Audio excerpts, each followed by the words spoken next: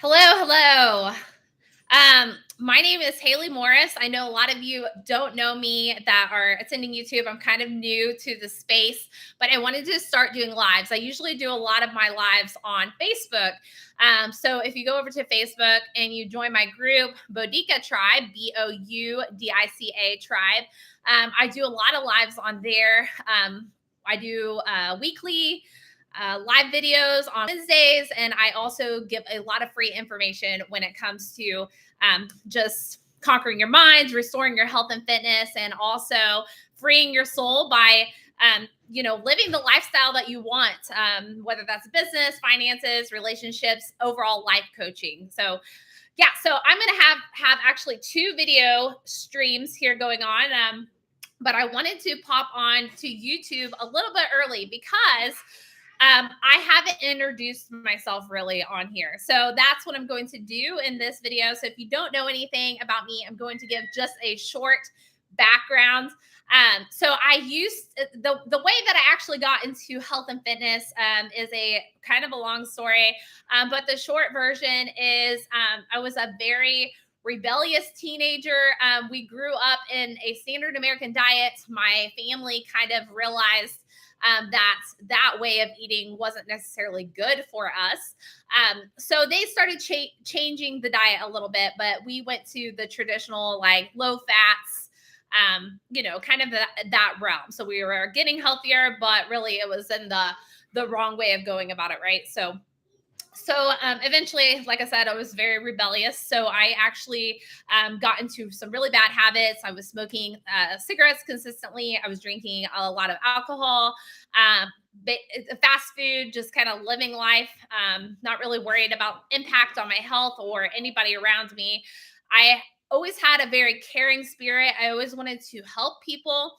And I found that with the people that I started associating with, it was like I wanted to be there to help them, but I wasn't helping myself. Eventually, I ended up in a very bad place in my life. I was essentially in my own hell. Um, I was hanging out with some really bad people. I was smoking spice. I was, basically worthless. The only thing that was good about me is I worked. So I made my own money and I had some rentals. And yeah, that was about it. Other than that, I was kind of a piece of crap. And so one day, I was in just a really bad place. I actually saw the devil with my own two eyes.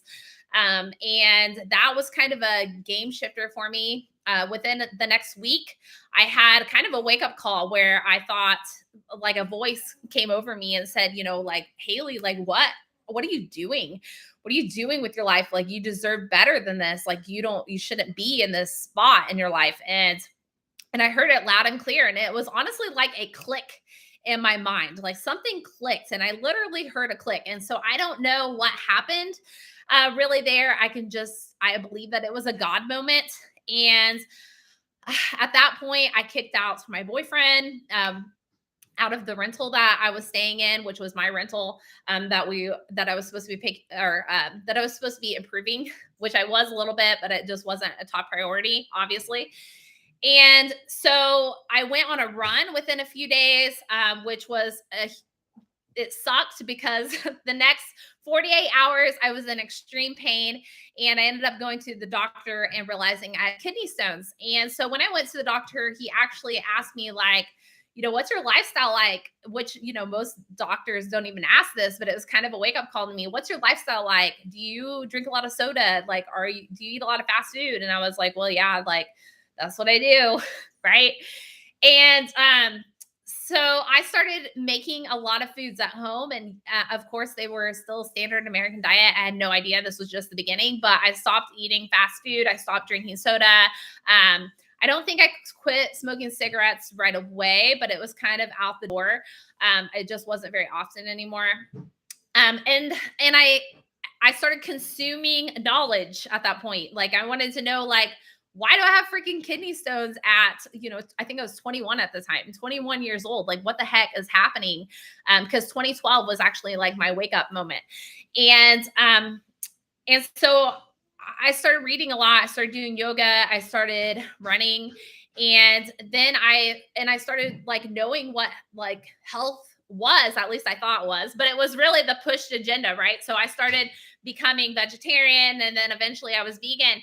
And at this point, I mean, that was really helpful for me because um I was detoxing my body. Like I was moving from standard American diet to really clean whole foods, even though, now I know that that isn't the best diet. That's not the ideal diet for me. And I had some transitions there where I started to really notice that and research that.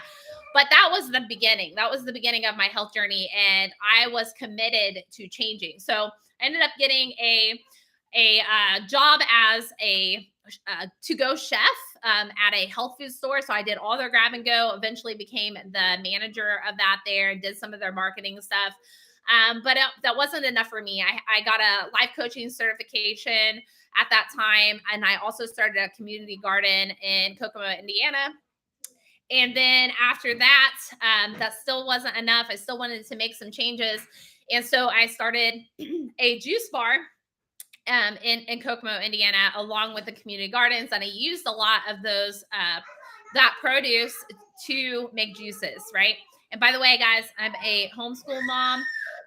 So I'm always interrupted by kids. This is just part of my reality. I run a business and I have kids. So if I ever have to stop or deal with them, that is why. So anyways, I'm at the juice bar, and I start to notice some health shifts where, I'm really into this vegan stuff. I'm into raw vegan. Like this is my career. This is what I'm doing. I'm coaching people and stuff like that, and still am to this day. And I realized some mental decline. I was realizing that my mindset just wasn't as witty. I wasn't able to think very clear. I would lose train of thought, like kind of onset dementia. And they start to talk about this stuff, with carnivore, right? So how, a high glycemic type of diet, which I was eating a lot of fruits, and then obviously the plant anti-nutrients and stuff that which we'll get into in this class. But it was causing some issues for me, and I was losing a lot of weight because I'm exercising a lot, and then I'm eating a vegan diet, right? And I'm just starting to notice these things. So I start doing research, and I find that there's a lot of vegans and vegetarians that kind of quit doing this because they start losing hair, they can't keep on weight, they have malnourishment problems, things like that. Hey, Esther and Evelyn, can you quiet down, please? Stop fighting. Thank you. Again, so, through the juice bar, through owning the juice bar, I actually met who is now my husband, and he actually raised grass-fed lamb and pasture-raised chicken, right? So eventually, after all this research and after this time, like I quit the juice bar, kind of disassociated for that, went through kind of a depression thing there, right? And I'm trying to like kind of relearn what the heck's going on. And then I finally decide, you know what? Like we're raising these animals humanely. I realized that these animals are actually good for the environment on how they, help with soil nutrition, and how if it is a high quality meat, how that can transfer into your, well-being, which I knew that with like vegans, right? They talk about that. They talk about the transition of plant energy or energy of an item, and then moving that into the body, and how that translates. Obviously they're wrong in some aspects of there, but same common knowledge there. And so I ate my first piece of lamb and I hadn't had meat in, I don't know, 4 years. I mean, it was quite a while. And immediately, I'm telling you, immediately I felt so much better. It's like I had a rush of energy. My mind just felt so much better. Like I needed the fat. Like I needed the animal fat. We know, like people that are interested in carnivore, you know what I'm talking about. Like there is something, there's truth there. There's truth there. And that kind of just started moving me in a different direction, right? I went into paleo. And I did that for a while. Like I was pregnant when I was doing paleo. And I started researching. I got a primal health coach certification through Mark Sisson. Then I started researching keto. And then, now I'm into carnivore, and I've been into carnivore for about 3 years now, and very high animal base. I'm not purely carnivore all the time, but I'm mostly purely carnivore, and I do a lot of fasting. And so that's kind of how I got a short version of how I got to where I am today. So now that you know a little bit of background about me, I started Bodega Fitness a couple of years ago. During the COVID thing, I moved my stuff online. I really built YouTube around fitness. That's kind of how I got it started on YouTube. Is I was going to make all these fitness movements because I connect those to my fitness app, which then I train people on. So that's how I went virtual, right? With my PT, with my training. And so now I actually use my app to do not only fitness coaching, but I do health coaching and mindset coaching. And then if I see potential in the person, sometimes I make them a coach, a health coach, or a fitness coach, or I help them start up whatever business it is so that way they can live a free life away from the corrupt system. And ultimately, my goal is to create freedom in people's lives. So I'm a freedom coach. That's what I call myself, a life coach, a freedom coach, business coach, a health coach. Like I'm all of it. I'm the full package. I was raised by entrepreneurs, so I know that background. I've started up several businesses myself. I've grown them. I've morphed them. I've restored my own health and fitness. I've gotten really strong. I can deadlift 300 pounds, probably more now. I haven't maxed out on that in a while. I can back squat 275. I can bench press. My last max was 150-ish. What else? I mean, I can front squat 205, almost clean 200. I mean, I've built strength and I've done it mostly animal based. And a lot of times I've been purely carnivore and fasting a lot, like I said. So this has just become my life, and I like to teach people with it. And then like I said, I've done property investing. I'm getting into property management. I'm a homeschool mom. I'm converting to an Orthodox Christian. So that's what my necklace is right here. Is Jesus on the back is Mary and Jesus. So Orthodox, the original Christian path before the split of the churches. So I know about that stuff too. I'm just a truther. I'm a truther. I want to free people away from the corrupt system and become who they were meant to be. I mean, who God put them here to be. And so that's what I'm about. I'm going to connect Facebook here in a second and get into this class about going carnivore. So thank you for watching this. If you are watching the replay, please drop me a hashtag replay, and also tell me where you're at in your carnivore journey so I can connect with you. Are you starting off, are you a vegan? Are you in the standard American diet? Are you keto? Where are you? And also, what is your goal? What is your goal when it comes to carnivore? I want to know. And I might redo this at these questions here when I pull up Facebook. And so just give me a second and we will move into the class. And nice to meet you all here on YouTube.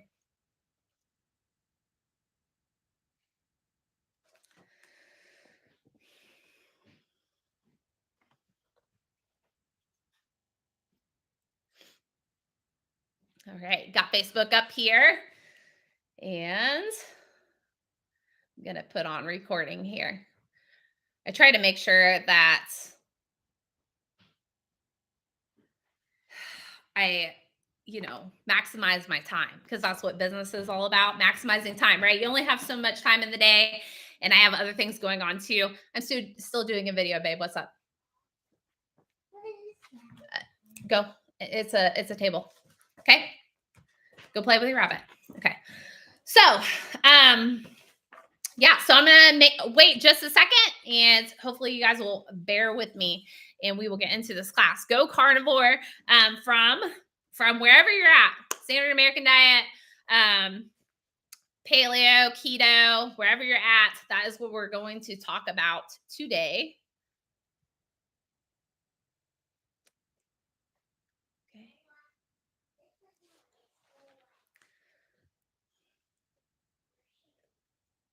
I have some water, and then I have some coffee, because I ain't getting rid of coffee. At least for now. I actually went 2 years without drinking coffee.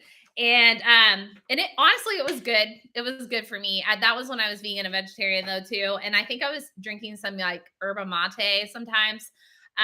Which that stuff I'm telling you guys is like freaking speed or something. It's crazy. Which coffee I guess can be too if you drink too much of it. But I'm not getting rid of coffee right now. Maybe I'll do that again at some point in time. I know as an Orthodox Christian, you're supposed to be, because I haven't converted fully yet, but on Sundays before you take the communion, as traditional Christians call it, what do we call it? The Eucharist. You're not supposed to drink or eat anything prior to that. So that's what's probably going to move me away from coffee a little bit, which is cool. Okay, so I'm going to get started here. Regardless, what's up? What's up, Facebook? We are about to get started. Hey, Lucy, nice for joining. If you want to pop on your video, you can. If not, that's totally cool. And hopefully you can hear me. So shoot me a message saying that you can hear me, so that way I know my mic's working. Because it says headset, which I don't know. Can you hear me? Yeah, I can't hear you, but that's okay because it's on mute probably. Okay. And I got YouTube up and rolling too on live. So if you see me looking back and forth, that's why, and some notes here. So hold on, I got some messages here. Pop in here real quick. Okay, that was you. Said I can hear you. All right. Okay, let's get started. All right, so the benefits of the carnivore diet, we're kind of going to start there. I went through my background kind of with YouTube, so you'll have to catch that if you want to, but I want to make this on Facebook directly about the carnivore diet. So benefits of carnivore. If you've never been on, wherever you're from, whether it's like the standard American diet, the paleo diet, the keto diet, right? Eventually you can come to a point where you can get into carnivore, and there is a lot of benefits to carnivore because it is a very healing diet. It's used for healing for a lot of people because a lot of people develop these diseases that doctors say are incurable, and people are finding these cures within the carnivore diet, which is kind of how I found it, because I researched all this stuff, right? And so I ran across, I actually think I ran across Michaela Peterson first, and she has some extreme life issues when it comes to autoimmune disease. It's extremely bad. Like throughout her childhood, she's had surgeries. She's had lots of problems with this, where she was in a doctor basically her whole entire youth.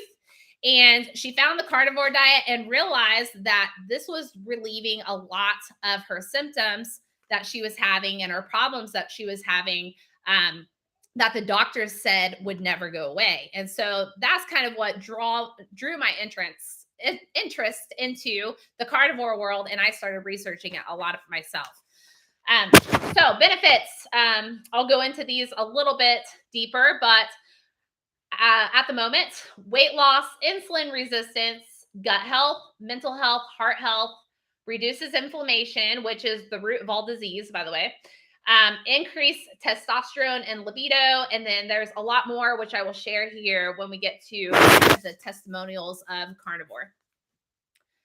So the first thing is that a lot of people gravitate to, obviously, is not only weight loss, but like the maintenance of their muscle or their energy or their quality of life or complexion. But we're going to start with weight loss because that is one of the first reasons that people are looking for any kind of diet advice, right? So the weight loss actually occurs because of what the carnivore diet does for you.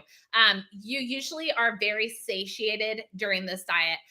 This is not a diet where you're going to be counting calories or macros or anything like that. What you're going to be doing is you're going to be eating an animal-based diet. So really anything that has a mother, which is what Sean Baker says, which is one of the leading persons of the carnivore diet. He's a doctor. Anything that has a mother, you can essentially eat it. And so that is where your mind is. And the reason that you are going to be satiated is because this diet provides you with adequate nutrition that actually converts into your body. When we eat a lot of these filler foods, the nutrition and the vitamins don't necessarily convert in a way that benefits your body. They don't. They actually contain a lot of anti-nutrients. And what those do is they bind to the nutrition that you actually need and dispel them from your body. So you have to be careful when it comes to eating a lot of these plant foods, which I'll go into detail here in a minute, but we don't, it's not going to transfer the nutrition, the vitamins, the minerals into your body like it would. Like it's claimed to be, right? So increased satiation comes from the calories and the protein and the fat intake. The fat intake is pretty important when you are on a carnivore diet because that is where you're going to get a lot of your essential vitamins, but also your energy because your body runs off of its fat, right? It's fat storage internally, and then also fats that you consume. Fats also help your vitamins and nutrients convert, right? So we actually need water and we need fat in order to convert our minerals and vitamins into our bodies so that way we can utilize them. So having a high fat intake is very important when you are doing strictly carnivore, even keto. And then your protein will actually convert into glucose as needed. So your body at this point, when you are eating a carnivore based diet, is going to use fats from internal sources, external sources, and then also ketones, which are produced in your body. And all those things can actually help your brain and your body function. So you're not going to lose anything really on the carnivore diet. The only thing that you're going to be doing is benefiting. This is also going to balance out your hormones. So a lot of women that are in menopause or premenopause find a lot of benefits from this because you're not going to be fluctuating your glucose levels a lot. You're going to have which actually whack out your hormones. You're going to have stable insulin, stable energy, and those vitamins and minerals are actually going to optimize your hormones. So you can use all those things, they compound together and create a better, weight loss, better mood, better energy. You're not going to have hot flashes. If at all, you might have them a little bit, but it's going to be more rare because you don't have hormonal fluctuations. They are balanced. Okay. So when you rely on carbs, you experience perpetual spikes and crashes in the blood sugar, right? So if you are not experiencing these fluctuations, then you have what's called stable blood sugar, right? So this, if you are fluctuating your glucose levels a lot, you're triggering imbalances with your hormones overall. So we kind of talked about that, but you're also going to produce leptin and ghrelin and H8 or HGH, and all these hormones are associated with hunger and fat storage, and then also weight loss. So if they're out of balance, if you are spiking glucose levels, and then you are going to be storing fat, okay? Because you can't spike glucose levels and not store fat because you are essentially putting a ton of sugar into the cells in your blood system, and those are all shuttling to get rid of it. They need to get rid of it as fast as possible, so they are going to store most of it because they don't need that much of it for energy. So that's where a lot of hyperglycemic foods, right? So we have carbs, which can come in all kinds of sources: grains, rices, cereals, fruits, things like that are insulin spiking, that are high glycemic. They're going to mess with your blood sugar levels, which are then going to whack out your hormones, which causes a big surge of energy, and then crashes, and that causes unstable blood sugar. So when you eat a lot of animal fats and you cut these carbs, you are going into that ketosis state, that metabolic state where the body uses fat and the fat stores for fuel, right? So you're in a constant state of ketosis, and that is your primary fuel at that point. You're not relying on these outside sources to give you fuel. A lot of it's going to be produced internally. Does that make sense? So if we think about it that way, you know, let's put this in real world scenario. If you're eating a lot of food and and it's carb based. Think about what your energy levels do. You're going to have a strong surge of energy, right? And then about midday, maybe, right around lunchtime, you're going to have a crash. You're going to feel slow, like you don't have energy, maybe hangry, because that's a typical term, right? And then you're going to need something, you're going to crave, really. That's what you start to do. You start to crave something that's fast energy. That is usually where everyone has a problem with food cravings. And I always tell them that it's your nourishment that's lacking. Because if you would have ate something different in the morning, if you would have had eggs and bacon and an avocado, then about midday, we're not going to have a crash. If anything, you could fast at that point. Okay. You're not going to have sugar cravings if you've adapted into a body that's burning fats in ketosis. So weight loss occurs when we're balancing out the hormones. We have stable blood sugars where we're not having crashes throughout the day and having cravings. We're relying on our fat stores. So we are going to get rid of the internal fat stores that we have because it's going to utilize it. It's actually going to burn it because it's not constantly taking glucose from the food that you're eating and shuttling it into fat stores. So there's one reason that you are going to have weight loss, right? So when we go into improved insulin resistance, we talked about how a lot of the carbs enter your bloodstream as glucose, and then it secretes the hormone insulin, and that moves your glucose from the bloodstream into the cells that either use it as energy or store it as fat.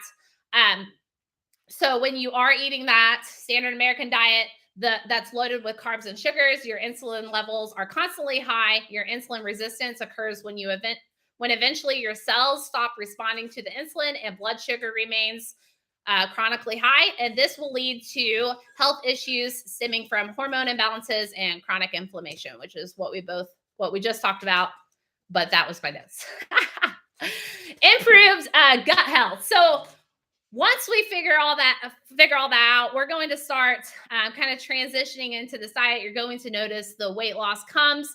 It can stall out, which is fine because we're not necessarily supposed to be focused on weight loss. We're supposed to be focusing on what our health is doing because the weight loss will come along with your health. So at this point, you're going to notice some improved gut health. And this is key. This is key for overall well-being is your improved gut health because your gut is connected to your brain and all of that's connected to your diet or to your body, right? And obviously your diet, because whatever you consume, you are changing the microbiome in your gut, and the brain and gut connection goes back and forth, and that is what creates action in your body. So you have to think about that. Another cool thing about gut health is if you're eating sugar and high glycemic foods, and you start to remove that from your body, okay, these gut microbiomes in your body are going to start to die off. That's what's going to happen. So that's also where these cravings come in, where you have strong urges to eat more glucose. And it's because these microorganisms in your gut are saying, hey, like we're dying in here. Like you got to feed me. You got to feed me right now because we're dying. And that is triggering your brain to feed these microbiomes in your body. And then that's causing you to take an action, right?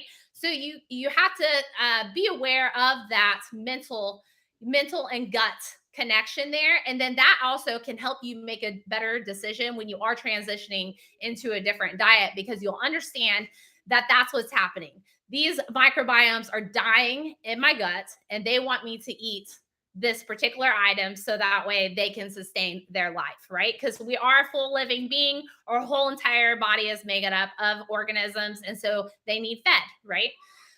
So when you get into improved gut health, you start to remove these processed foods, which have, irritating additives like gums, dyes, preservatives, trans fats. They put all kinds of stuff in foods now. I couldn't even go through the whole entire list, especially like soy and these vegetable fats, which are contributed to mental illnesses. There are studies that show that vegetable oils that are literally in freaking everything now cause mental illnesses. And I'll go into that here shortly. So you're also, with the carnivore diet, eliminating grains, legumes, starches, and these contain the plant toxins and anti-nutrients that I talked about before. And you're reducing excess fiber. We do not need as much fiber as they tell you that we need. We actually don't need any of it all. And I'll explain that in a little bit. So we're reducing excess fiber that can also cause consumption or constipation and excess consumption and bowel issues like inflammatory bowel disease, which a lot of people are experiencing now. PCOS can also be caused from that. And what happens is your gut is actually creating inflamed pouches in there, and it's causing a leaky gut into the bloodstream, and that affects all kinds of things in your body, including inflammation, which causes autoimmune disease and other diseases, actually. So when we remove these inflammatory polyunsaturated fatty acids and seed oils and replace them with monosaturated, which can come from animal sources, but also they can come from avocado oil and macadamia nuts, and saturated fats. Increasing these intakes of nutrient-dense superfoods, also like liver, fish, roe, which is fish eggs, and other organ meats, these start to repair the gut lining. So when you eat animal-based foods, when you eat these organs that are actually nature's superfood, unlike plant foods that they say are superfoods that actually contain anti-nutrients in them, and you're eating this fat that contains a lot of omega-3s in them, it also causes kind of like a greasing effect in your gut. So it creates a new healthy gut lining. Okay. So this heals those pockets that you start to get, or the pockets that start to leach into your bloodstream that cause a lot of unhealthy issues like inflammation, right? And inflammation is the root of all disease. And so you are healing the gut lining. And this gut lining healing not only helps your mental health, it helps your mental clarity, and then it gets rid of the chronic inflammation, the autoimmune disease, any of that stuff that you are experiencing. Okay, so like I said earlier, the mind and gut connection is huge here. You have those microbiomes in your ecosystem that are breaking down this food. And then you have these neurotransmitters that are getting those pickups from your gut.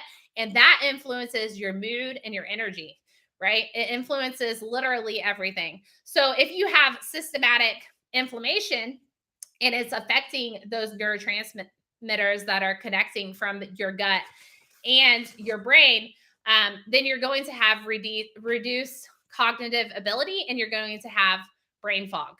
And you're going to also have mental illnesses. You're going to have depression. You're going to have anxiety. You're going to have impaired mental health. And going on this diet, there's lots of studies that this kind of diet can actually get rid of what doctors say can never be healed, and even therapists, which is schizophrenia. We thought that that was a thing that could never be healed. There are studies on it now that say that high keto and then carnivore diets can reverse schizophrenia. This also comes along with like dementia, Alzheimer's. Well, some people have been healed from it, and really it detours your brain from functioning in a way where you have these diseases, because they actually call dementia a type 3 diabetes. That's what they've been calling it for a few years now, because it is the reason these things happen is because of the excess glucose that we are consistently abusing in our body. Okay, so if we go back to the past and we think about this, when we started settling as a civilization, we started planting all these foods. We had to plant foods. There was a lot more of us together. We had to be cost effective. We couldn't always go hunt for our foods. Okay. So especially during during the wintertime, or during the summer and the wintertime, it was a lot more hard to keep meats fresh. Okay. So we have to kind of think about the past and how this all works as well. It's when we started settling and we had to plant more grain-based items, right? And we had to get energy from certain types of foods. And that's actually when health problems began, is when we settled and we started growing a lot of our foods, because we left that hunter gatherer mindset. We used to move around a lot more.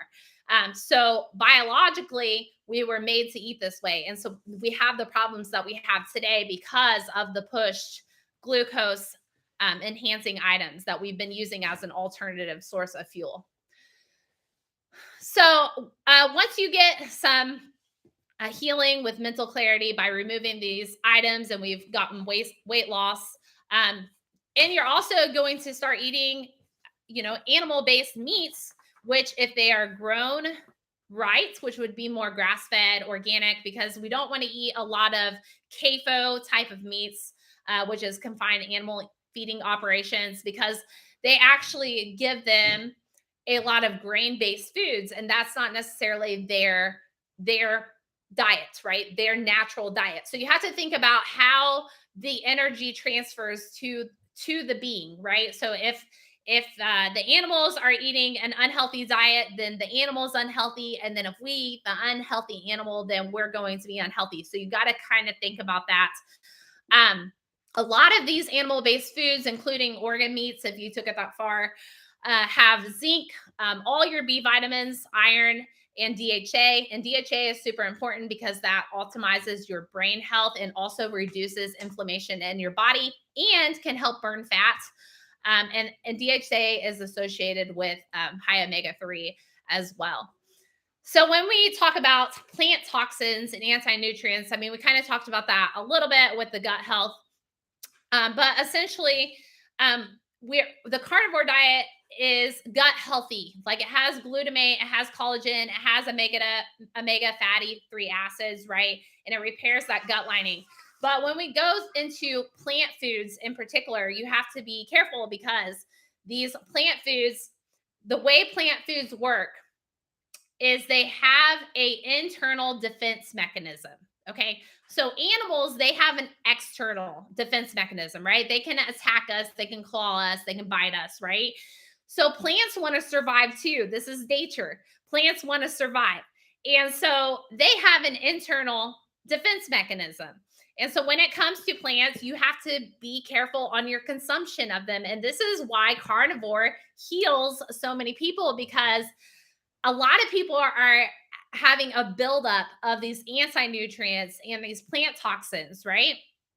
And so it's causing things like, we'll go through the list here. It's causing all kinds of stuff.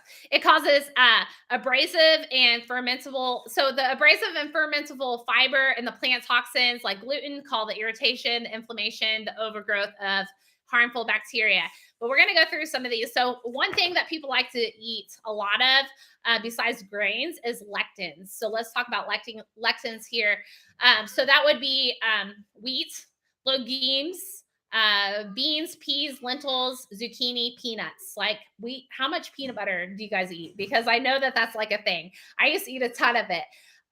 But like, the things that a lot of people like to eat are causing a lot of problems these days, like leaky gut syndrome, inflammation, autoimmune disease, and cellular communication breakdown. So the breakdown of your cell communication, which keeps you healthy.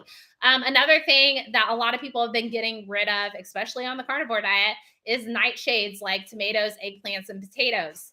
And like, these are staples in today's society. But if you're having a lot of issues, if you're having a lot of health issues, then these things are things to get rid of, because they're causing problems. They have an internal mechanism, right, that's damaging things. So when you eat nightshades, it damages the carb and fat metabolism. It damages DNA repair, which is essential for longevity, and it damages nerve transmissions. So the nerves that are transmitting together to produce movement, and all those things, those are being damaged as well. Those are called alkaloids, that anti-nutrient that's being produced when you eat these plants. Oxalate is a huge thing, especially when transitioning into carnivore. You can have something called oxalate dumping, where your body starts to expel all these oxalates at once, which can kind of be painful. So if somebody starts to experience oxalate dumping when they are transitioning into carnivore, then they might want to slow it down a little bit by doing a little bit of a keto approach. But oxalate reduces the calcium and magnesium absorption in our body, which is probably one of the big reasons why a ton of people are malnourished in these minerals. Kidney stones, which was probably my problem when I had kidney stones. Like that was how my journey got started, was because, well, for one, I had a wake up call, and for two, I got kidney stones. So oxalate dumping can cause kidney stones. It can make you aware that you have them, and the buildup of oxalates can cause kidney stones. So you have to be aware of that. And there's symptoms that come along with this. So if you are experiencing symptoms of oxalate dumping, it can be corrected. So oxalates come from grains, nuts, soy, spinach, chocolate, and black tea. And I would say coffee too. So you got to be careful. You got to be careful with oxalates. And there's other things here. I'm not going to go through them right now. But cherries, peaches, tapioca, corn, lima beans, almonds, and then 2,500 other plant species. They have it disrupts normal thyroid function, and it causes some tissue damage, those items. So like I said, I'm not going to go through all the plant negatives, but keep in mind that plants do have that internal defense mechanism. So when you are eating plants, you have to think about, okay, like they are going to cause some sort of chemical release or anti-nutrients where it's binding and expelling my good nutrients, my good minerals, my good vitamins. Okay, it's going to do something.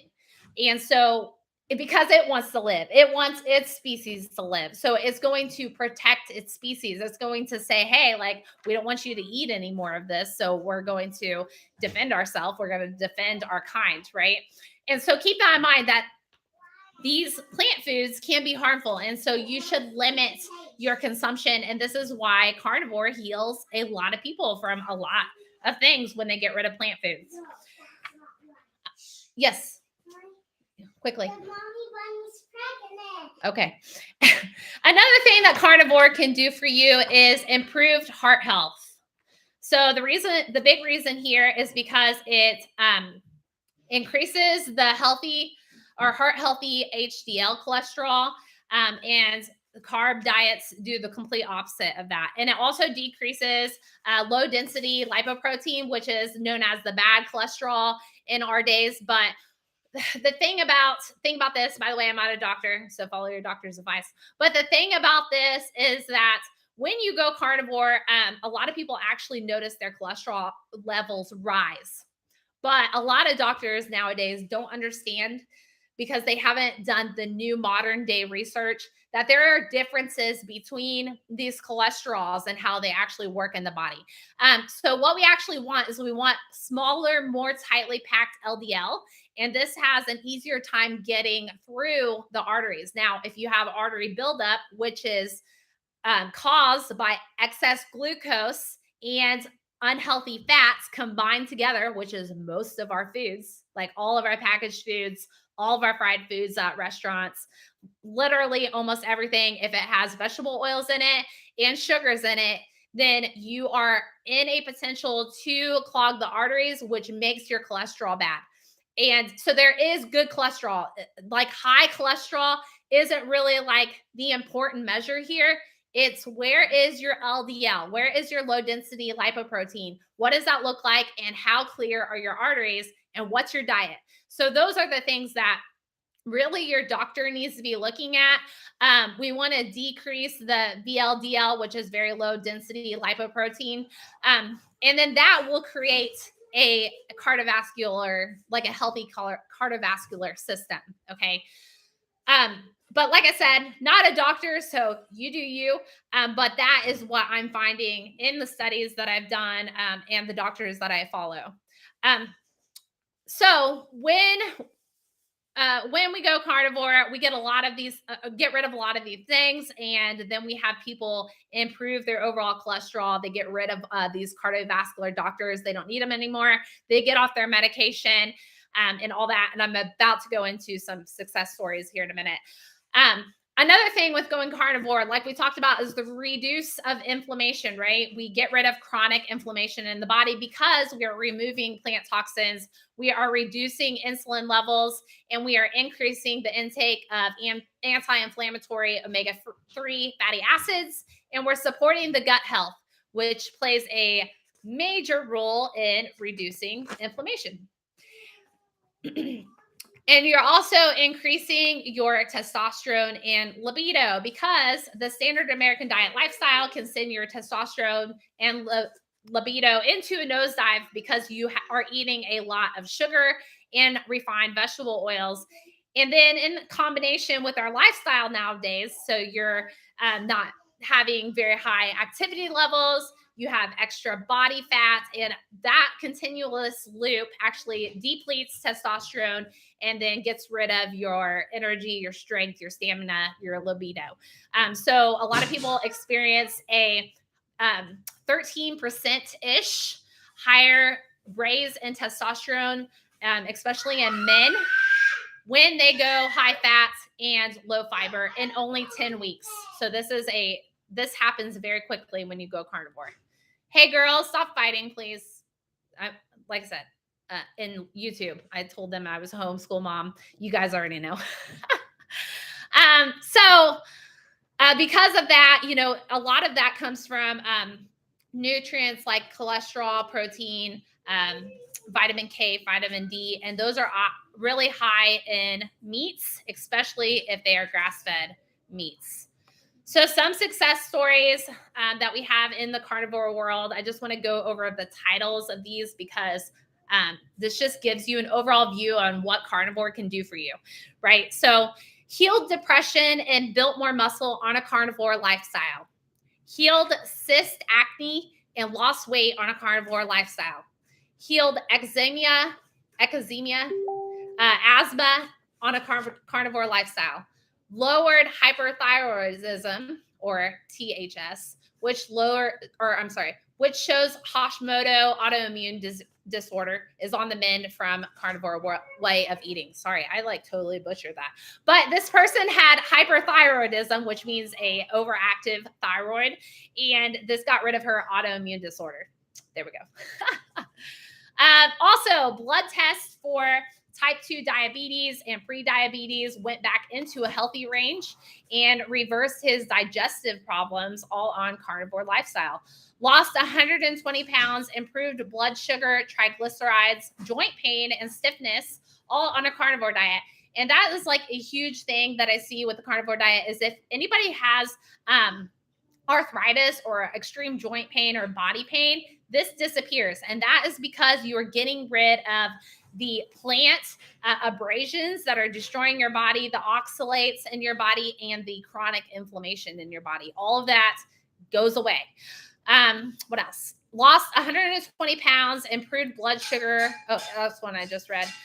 Multiple sclerosis, which is the disease which the immune system eats away the productive covering of the nerves, and that increases pain, fatigue, and impaired coordination. So that's pretty cool. And that all stopped when he started eating carnivore. And then, like I said, all autoimmune diseases, I've noticed where carnivore clears all those up. And then mental illnesses, including schizophrenia, which is really freaking cool, guys. That's insane. Okay.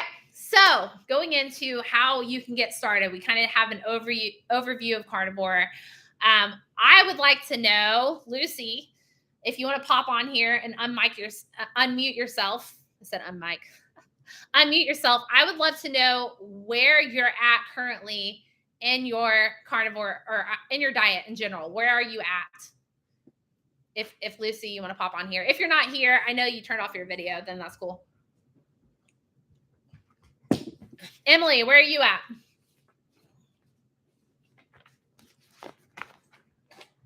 Unmute yourself.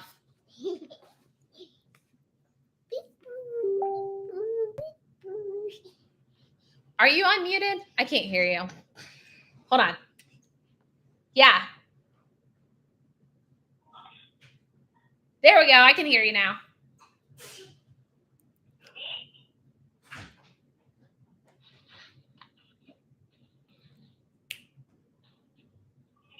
Yes. Yeah. Awesome.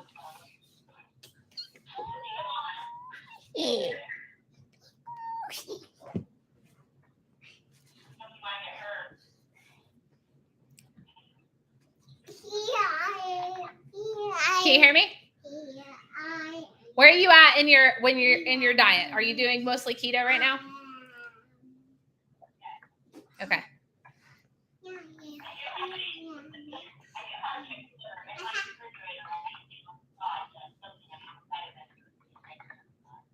Yeah. I have an Emily. Cool. Okay. All right. Okay, good. So overall, I guess what I wanted to do is go through the, I know a lot of people are starting with standard American diet or maybe paleo or keto. So I kind of wanted to run through how to go about this overall. And so when you're in the standard American diet, you're essentially in glucose world. I mean, there's no doubt about it that most of your diet is made up of sugars and grains. And so a lot of people are super unhealthy, not only physically, but mentally, right? And so we want to move away from that as quick as possible, but also make it a smooth transition because it's going to cause a lot of detox and you're going to have some mental like shifts there. It's going to be hard, okay? Because essentially you're breaking an addiction, right? And so where I started and what I typically have people do is I take their current diet that they're in, which would be the standard American diet at this point. Hold on a minute. Ezra, will you guys go do something? Why do you have more than coffee? Because I want them both. Okay. And so what you're going to do is actually switch quality of foods first, right?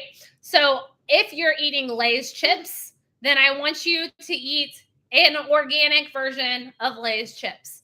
Because what I'm trying to do with people that are on the standard American diet is wean them off of as many chemicals and processed items as I can, right? And it would even be better if the organic version of Lay's chips were made with coconut oil or avocado oil or, something else other than vegetable oil. So we're taking away as many of these negative ingredients as we can when we're switching over from the standard American diet into a more standard American diet that's clean. So like clean standard American diet. And then from that point, what we're doing is we're going to start to focus on animal based. Okay. So this is the fastest way to go about it without going crazy when you're in the standard American diet. So you're going to be focused on quality and you're going to start focusing on animal-based foods, okay? So as much protein and healthy fats that you can eat, and then a little bit of the other stuff that's higher quality. Once you get comfortable with this, and this is now routine, then what you're going to do is start to eliminate some of these items. It can start out with snack food, right? Or it can start out with just eliminating grains and stuff from breakfast or from lunch or from dinner, whatever way you want to go about it. But you're going to start eliminating all of the bad foods overall. At that point, you're a lot more animal based. Now you're starting to eliminate some stuff. When you get comfortable and familiar with that, then you're going to start taking away days at a time. Ezra and Evelyn, go upstairs and play or something. Find something to do. Yeah, go ahead. Okay, go ahead.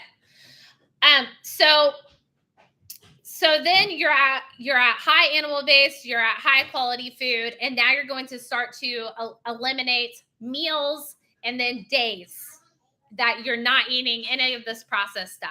So that's going to take you more into the keto realm.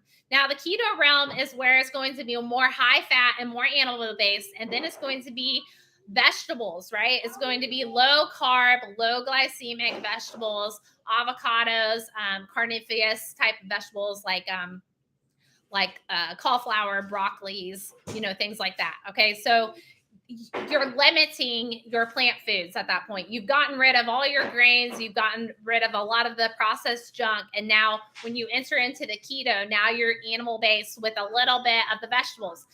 Paleo is the removing of grains, right? And legumes and stuff. So if you can just take it from one diet to the next slowly, then you'll start to make your way into a point where going carnivore is a lot easier, because in keto, you're already running off fats most of the time. Okay. So your body is going to be able to convert into fat burning, into keto burning, right?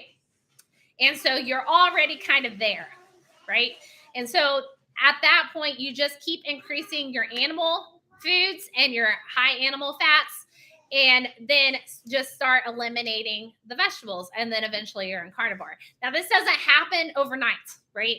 This took me from 2013 of going vegan and vegetarian, which I do not recommend, and then figuring that out. And then, so when I really started transitioning to carnivore, I had Ezra. So 2016. So it took me from 2016, and then obviously I was studying this stuff, but it took me that long to figure this out and then implement it. And if I would have known, I probably could have implemented it faster. But I didn't know. So 2016 to we're in 2022 now was a full transition. Now, am I purely carnivore? No, I'm not purely carnivore. Am I carnivore most of the time? Absolutely. Because I know that I'm healthier when I'm mostly carnivore. I understand the negatives of not being mostly carnivore. I understand the benefits, right? I understand what it is and why it's healthy for me. I like to live just like most people do. And so I'm not purely carnivore all the time, but most of the time I am.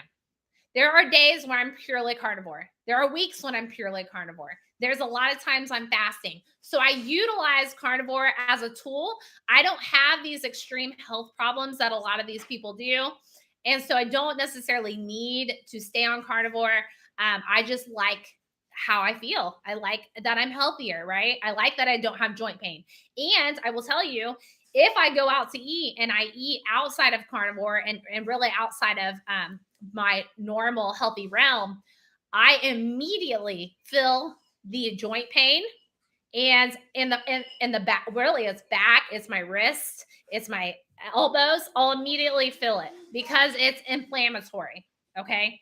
And any kind of there can be mental shifts too. Like I've talked about this in other videos. Like if I drink a lot of wine one night, or I eat like a pint of ice cream or whatever, if I do any of that stuff, I have emotional instability the next day. That's what happens. And so the cleaner that you get with your diet, the better that you get with your diet, you will start to be able to listen to your body. You will understand how these foods are manipulating your body. And so at that point, you can take control of it because you're aware, right? So I know that I know where to draw my lines. I know where I can eat this, or I don't want to eat that, because I know that this is what it's going to do to me in the morning, or this is how I'm going to feel for the next 3 days, or this is how my workouts are going to be, right? When I'm on carnivore or keto, my energy levels are crazy. I have creative energy. I can go nonstop. When I start to add a lot of glucose back into my diet, it's the total opposite. Okay. And so I'm aware of that. I understand that that's how it affects my body. So it's cool, really, to be able to biohack your body, to know what foods you can eat and what you want to abstain from. I know that if me or my husband drink milk, especially if it's processed milk, as in they've they've gotten rid of all the vitamins, the minerals and stuff, and then they put man-made versions in there. If we drink a lot of that, we're both going to have a mucus buildup. My husband gets way worse. It's really bad. Where he's constantly like spitting up stuff. So we understand that causes a mucus buildup for us, and we don't drink milk. I mean, it's rare if we drink milk. Same with gluten. Like if we eat desserts, especially like cookies or pastries or anything like that, we're both going to immediately start having a mucus thing. Certain restaurants, we experience that. So the healthier that you get with your diet, you can listen to your body. And that's the cool part of it, because then you can really tailor your diet to you. And so carnivore in particularly is the absolute best elimination diet. So elimination diet is when you remove all of the things that could be harmful from your body for a period of time. Usually it's anywhere between 30 and 90 days, because you have to adjust to that. You have to let your body fully detox from that. And then you can implement one thing or a couple things at a time, depending on what it is, and start to listen to how your body reacts to that. And that is, and then after like a week or two, you pull that out, maybe detox for another week or not, and then add something else back in and see how your body reacts to that. And then you can start to really tailor and biohack your diet. This is the best diet to do it with, because you get rid of all the things that could cause issues, right? You totally detox your body. You're essentially in a fasted state because your body is reacting in the same way it would be reacting if it's fasted. So that is the cool thing about carnivore. And that's why I love it so much. And that's why I like to utilize it as a tool for not only coaching clients, but also myself and my family and whoever I need to get this information to. But this gives you freedom ultimately. And this is the goal, right? Freedom. And able to, like, first of all, reel everything in. You don't have inflammation anymore. Your mental health issues are gone. You feel good. You have energy. So that gives you freedom. That gives you the restoration of health, right? And then on top of that, now you're able to biohack your body so you understand what limits you, what stuff does to you, how it affects you, right? And that's where the freedom comes in. That's where the freedom comes into play, to know what you can do, what your body's boundaries are, what's harmful for you, right? And that's cool. So when you get started with this, a lot of people go with external rewards, right? And external rewards are cool. Like weight loss is cool. Maintaining good muscle tone, like all those things are super cool. But it's really the internal motivators that will keep you going. Because in this diet, or any kind of healthy diet that you have physical activity around, you are going to see some sort of results, and you may even hit your goals, right? But once you hit them, what happens? Most people are going to quit. They're going to yo-yo, right? So you really have to have good internal rewards for yourself. Maybe you're just proud of yourself. Maybe it's a challenge. Maybe this helps you conquer other things in your life. Maybe you just feel good, right? You need to have internal rewards. I can't always be an external thing. So you need to know your why when you go into a diet like this, or really any kind of diet, or any kind of any kind of mission. You need to know your why, and it needs to really be an internal reward, a life mission, a life mission that goes further than your external rewards. So think about those, write them down, right? Before you change any kind of diet or any kind of goal in your life. Another thing is having, like I said, non-scale victories. Don't worry about your weight. And I will tell you right now that weight doesn't matter, because when I was super unhealthy, I weighed the exact same.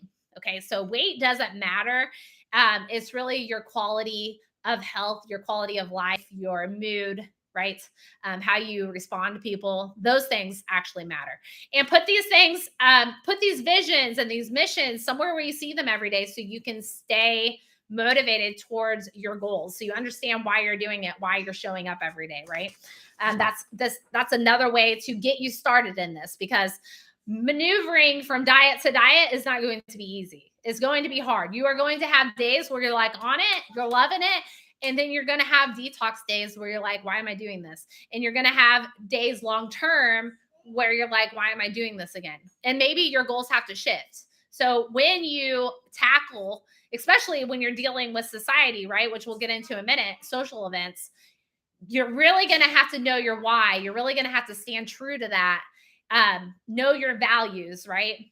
Know why you're doing things, so you can navigate this and you can avoid the temptations, right? This diet is literally as simple as it can get. I mean, literally, you're only eating animal foods. Higher quality animal foods is preferred, right? So, meats, hopefully grass fed, hopefully organic.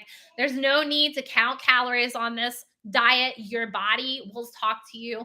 At first, you actually might feel like you're eating a ton of freaking food when you get into carnivore because your body is healing. It is trying to replenish all the vitamins and minerals and nutrients that you have lost and heal all the damage that you've done from these plant foods, from these toxins that you have built up in your body. So for a while, like when I went carnivore, I ate a ton of freaking food. Like I felt like I was going to gain a bunch of weight.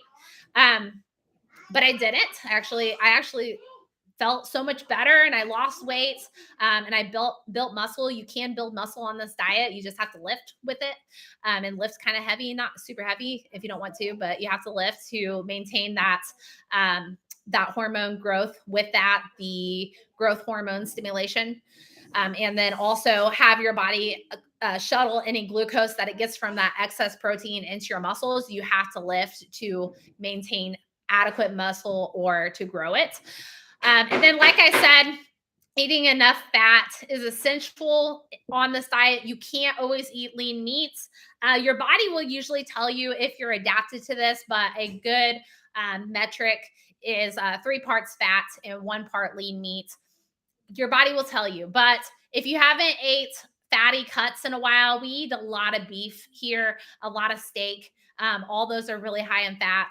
So you don't really have to worry about that. But if you're eating a lot of chicken and stuff, you might want to add fat to it. So, add butter, add avocado, add lard, cook it in some sort of fat.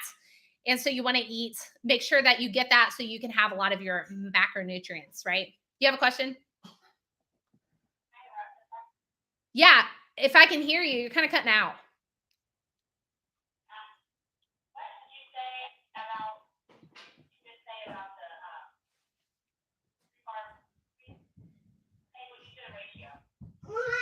Oh, the ratio? Yeah, the ratio needs to be 3 parts fat. 3 parts fat, 1 part lean meat. Yeah.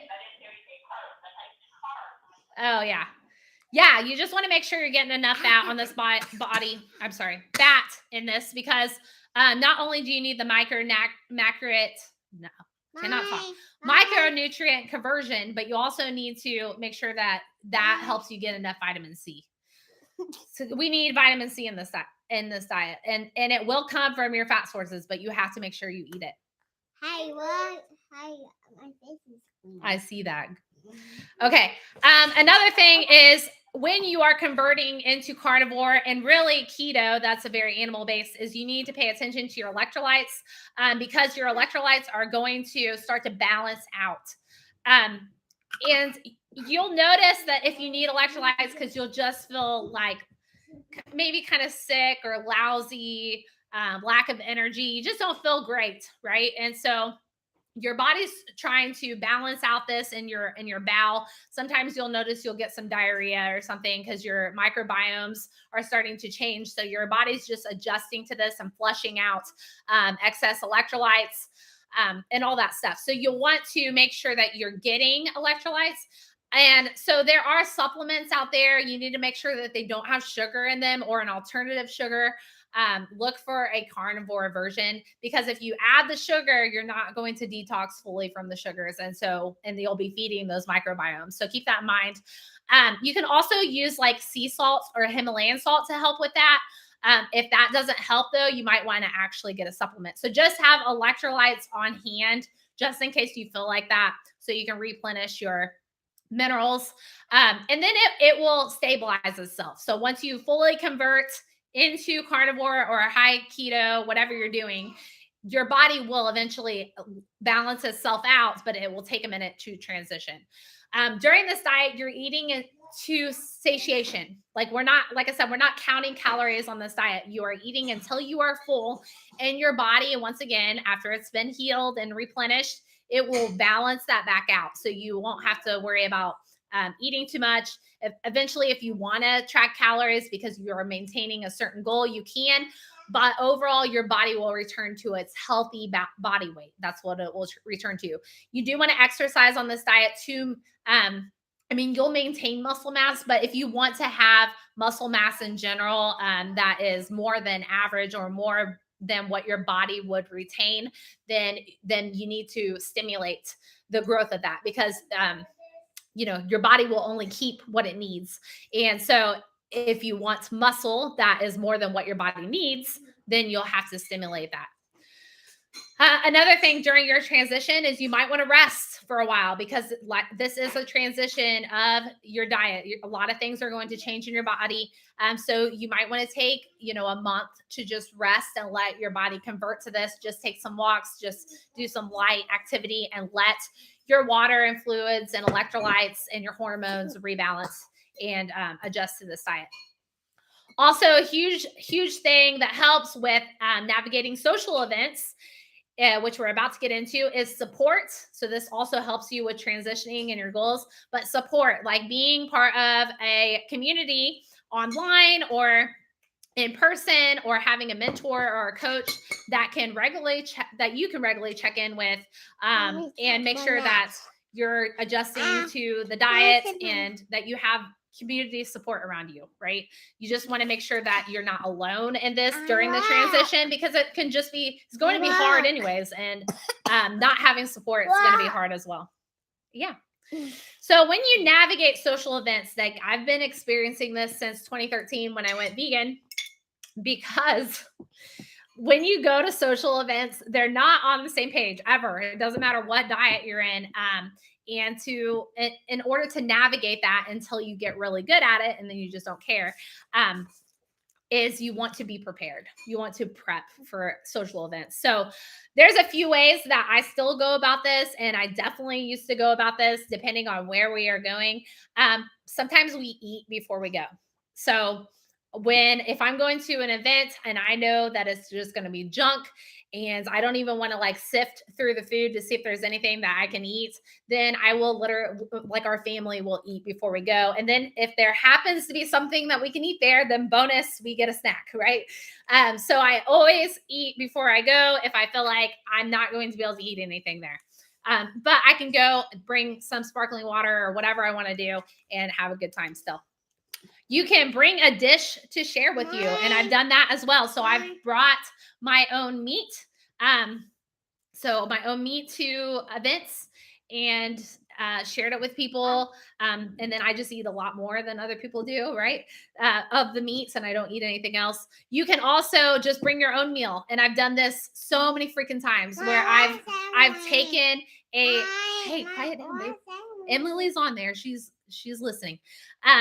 But anyways, I would take a Tupperware and I would fill it up with the things that I wanted to eat, and I would just take it with me, and that would be my meal. I can't see her. I know you can't see her. So navigating social events is really not that bad. At first, it's a little it seems like it's a little bit embarrassing. You might feel like that. You might think they're going to think this way because I'm bringing my own food, right, to eat. But overall, I don't think really anybody cares. I think it's just a mental thing for yourself, because you're not really participating in the food. And then another thing, like I said, when you get really, really good with this, you'll be able to go to social events that will be okay. And what you'll do is you'll just eat the meat.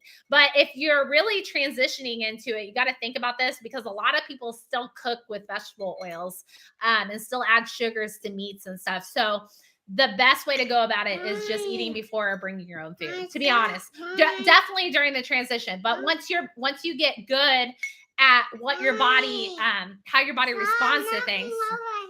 Okay.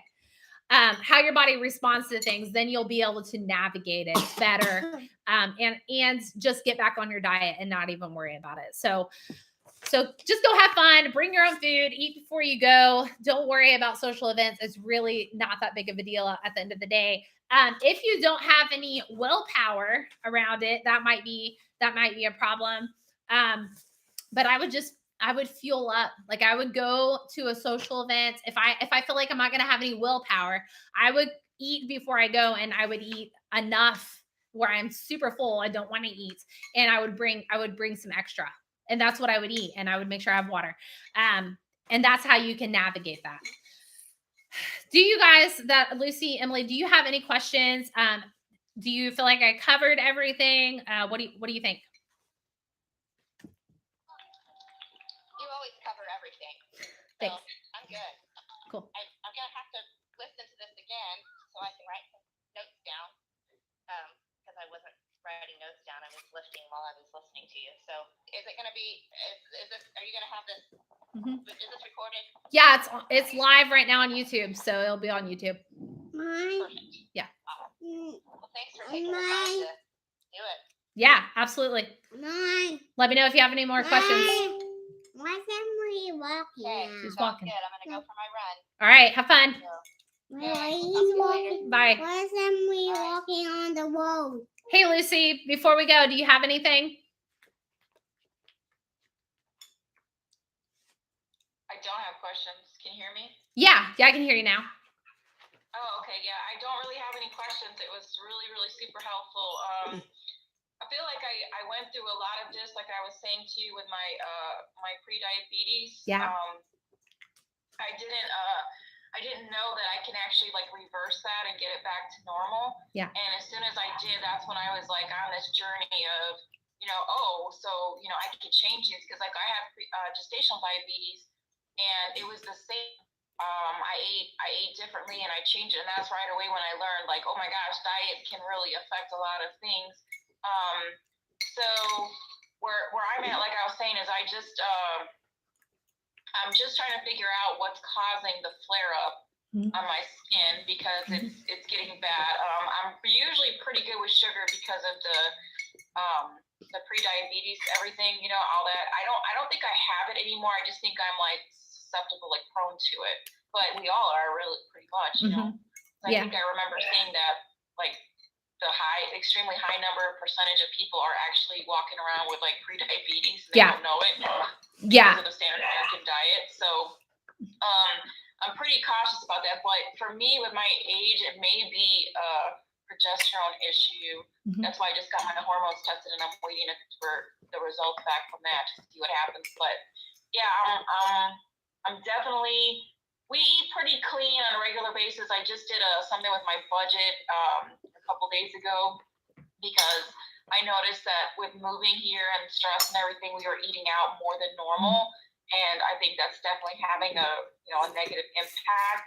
But not only is my health suffering, but my budget is too. My finances, and I'm like, oh my gosh, like I didn't realize it until I actually like sat down and wrote it all out. And that was really like Christ-led because I was like just kind of aloof about it. And then all of a sudden I was like, oh my gosh, I need to own this up. Yeah. So this is very, very helpful. I appreciate you taking the time, and it just I am the same. I'm gonna have to listen to it again because there's a lot of things that I need to kind of process a little bit more deeply. I was. Now my mouth is. Yeah, and let me know if you have any more questions.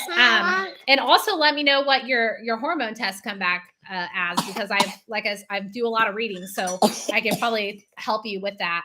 And your flare-ups, are you having like eczema flare-ups? No, it's not. It's redness because I have rosacea. Okay. I've had points in my life where the rosacea has been almost non-existent. But I'm 44 now. I'll be 45 this year, and I think that there might be a hormone like the perimenopause. So I did 2 tests. The doctor did tests, but I wasn't satisfied with them.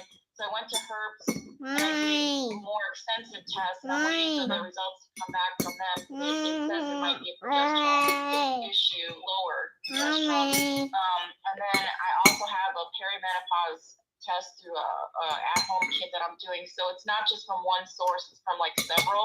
Yeah. Because I really want to get down to like the root of it, because I'm getting hormonal acne and rosacea flare-ups at the same time. Okay. Yeah. It's probably an autoimmune condition, just from what I'm hearing. I mean, it would probably be huge for you to do an elimination diet to kind of figure out what is causing the flare-ups. Yeah, that's where I'm at right now. I've been fasting for the last 3 days. I juiced a bunch of produce, and that's what I'm drinking right now, more so than food. But if I really struggling, I have Is some that salt still Stephanie? to eat, but Is it's not that a lot. Stephanie? But I feel better in general. So I do think that, and I did a test too for foods to see what my high sensitivity to foods were too. I did that also, so I'm aware of what, because I was racked. I had leaky gut before. I had IBS. I had PCOS. I had all those things. So all those things are cleared up. But now I think I'm just dealing with this thing now. But I can't ignore it anymore because it's on my face. Yeah. What are you juicing? Have you been juicing for a while, and has it went away or what? No, it's just been a couple of days. I do a lot of celery, blueberry, apples, like kale, and just spinach. Just to me, that's just like regular juice stuff. Berries. I did the green juice type of thing. Yeah. Lemon, ginger. I throw those things in. Inflammation and just the ones that I can stomach because I can't stomach everything. Yeah. Yeah. So I would be careful with juices.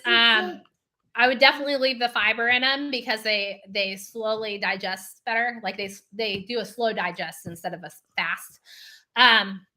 And like we just talked about, like you're putting a lot of plants into you're shuttling it in quick and not with a juice. So you're not only are you going to be spiking glucose, especially if it doesn't have fiber in it, but you're also going to be getting all those plant anti-nutrients. So be careful there. If you can do a 30-day carnivore diet, as long as you don't have pre-diabetes or anything, right? You don't have diabetics anymore, right? No. Okay. No. I mean, I've had times when it's spiked again, but that was directly related to high stress. Okay. So as long as you're not like struggling with unstable blood sugars, you can start to move into carnivore and keep some glucose on hand just in case, like whether that's juice or whatever, just in case you have like a moment of dizziness or anything. But going into that and getting into elimination diet of pure carnivore for 30 days, adjusting to it, and then start implementing back whatever you're wanting to eat and see if there's any flare-ups. Okay. And you may I only have one juice per day. It's not like I'm juicing all through the day, just the one. Right. I just had one. And then I had to be real because I know that I had candida at one point too, and so I had the elimination, when it was getting out of my system and everything. Yeah. So I do have quite a bit of kombucha and for my gut health and pepper too. Yeah. So I have all those things for my gut health to make sure I'm healthy that way. Mm-hmm. But yeah, and like I said, we eat pretty clean on a regular basis. I just went a little bit neglectful because it's a lot of work. Like you're saying, you got to eat before, you got to do this thing. It's a lot of work to really pay attention. Mm-hmm. Yeah. To what you're putting in your body because everything is just not that great. I mean, we have I do splurge here and there, but for the most part, we eat at home, and I buy all my meats local and everything like that. I haven't bought meat at the store for probably 7 years, maybe. Good, awesome. So, yeah, and there's some studies out there where and I love kombucha, so there's nothing against it. I'm not saying it's bad overall, but with gut health in particular. Kimchi and kombucha, you got to think about there's a lot of different microbiomes going on there. And so when you drink that, you're diversing your microbiome in your gut. Okay. And so there's studies out there that actually show that taking away the diversity of your gut biome and making it more simplistic can actually have more positive effects. And you can look into that, and do your own research there. but just something to keep in mind, you know, that could be an issue. I'm so hungry, Mommy. So it could be anything, but I know that my daughter will have flare-ups when we do like too much dairy with eczema. So dairy could be a problem. Even butter or cheese with her, it's just too much is too much for her. And so when we take away that and grains, then she is a lot better in that area. And yeah, so just I would do a pure elimination, and even in plant foods, just because of those negative effects, and see what happens. You probably feel really good on carnivore and barely want to go back. You know what I mean? Yeah, I hear you. Yeah. Just try it. I mean, 30 days isn't gonna, it's not gonna be a negative. If anything, you'll get positive benefits. Right. Okay. Sounds good. Okay. Thank you. I appreciate you taking the time. Yeah, absolutely. If you need any help or have any questions, just let me know.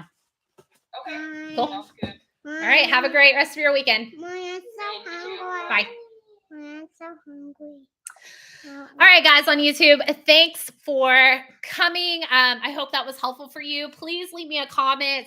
Tell me what you're struggling with, what your goals are with your health, with your fitness, with your life. I would love to get more subscribers. If you want to subscribe, I'm going to try to do some weekly lives about this stuff and just share my overall life with you guys. And so like and subscribe and share this if you thought it was helpful with your friends. And I will talk to you guys later. Have a great weekend. See ya. Can we meet box? Can we meet box?